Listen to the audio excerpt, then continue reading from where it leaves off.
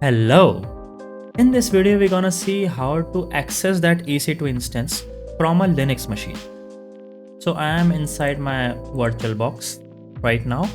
So this is my Kali machine, my Kali Linux machine. As you can see here, this is my Kali Linux machine. From this machine, we're gonna access that, and I'll tell you the method is exactly the same.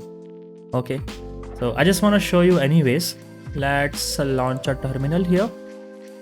Let me increase the size. Okay, so let's go to first our downloads folder. Yep, let's see if we have that file. Yes, we have that. Okay, so let's hit the same command. Let's type it ssh and -i, and let's do a yt test dot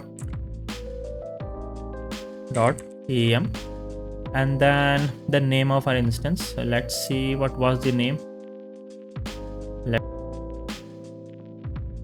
Let's hit connect. Let's see what's the name. This is the name. Let's copy and let's paste. Let's see if this works. Okay, let's hit yes. Okay, so it is giving a kind of an error that's unprotected private key, right? Okay, so permissions for R2 open, it is required that your private key are not accessible by others. All right, so let's do one thing. Let's increase the permissions. Okay, we have a command in Linux for that. So let's do a change mod, and we're gonna see 400 yttest.pem. And if you don't know what 400 is, just comment down below and I'll explain that in a separate video. This is a whole concept of change mod. You can do a 777, you can do a 400. I'll create a separate video if you want. Okay, let's hit.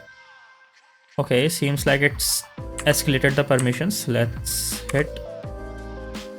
Okay, so we are inside our machine, and let's verify again. So let's get etc and OS release. Let's see. Okay, Ubuntu it is.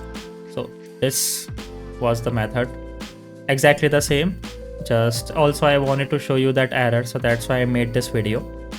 Okay, so that's it for this video.